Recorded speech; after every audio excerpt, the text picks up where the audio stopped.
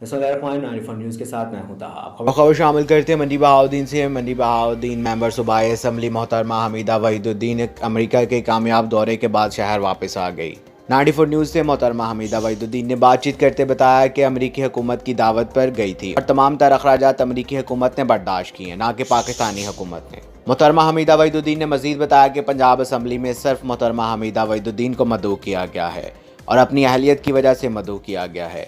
मजीद उन्होंने बताया कि अमेरिका में 100 से ज़ायद सियासतदानों और बैनुल अक़वामी तंजीमों से मुलाकातें की हैं और कश्मीर के मसले को उजागर किया है। मोहतरमा ने बताया कि इस सिस्टम को समझने का मौका मिला है। इस तरह के प्रोग्राम से पाकिस्तान के इमेज को बेहतर करने का मौका मिलता है।